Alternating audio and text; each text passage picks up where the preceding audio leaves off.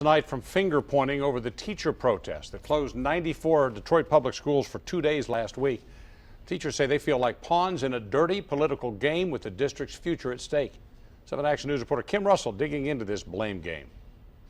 I'm going to read you one of dozens of messages I got from teachers in Detroit public schools after transition manager Stephen Rhodes criticized them for forcing the closure of 94 schools. It says, "Can you say anything about how the district provoked us by saying you won't be paid, and then reprimanded us for reacting? It feels like we are getting played. Today, I went to the district and the union for answers." Just over a week ago, the district sent principals a warning.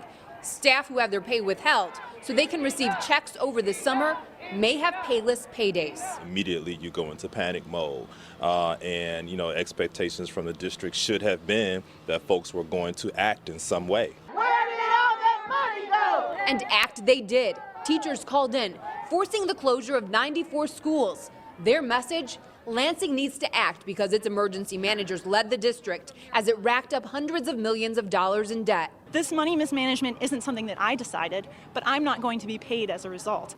I understand the frustration they feel. Detroit Public Schools transition manager Judge Stephen Rhodes said he knows teachers need to be paid, said it is heartbreaking to see schools closed, and called on lawmakers to act. After 2 days of closures, Rhodes signed a document promising teachers they would be paid, even though the funding is still not lined up. Teachers went back to work and got a letter from Rhodes, the rhetoric much more harsh.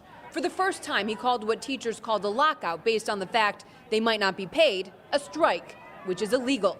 He blamed them for Lansing's actions, passing a House bill, not a Senate bill. And they were insulted. Detroit Federation of Teachers Executive Vice President Terrence Martin says they feel like pawns in a political game. And we can't necessarily control what's happening in back rooms and things of that nature. But what we can control is what we do to help move this district forward. So who is behind the sickouts? I went to the district and asked for comment. The only comment I got was the district is insolvent and lawmakers need to take action to address the problem. When it comes to whether or not teachers were manipulated, no comment. Kim Russell, 7 Action News.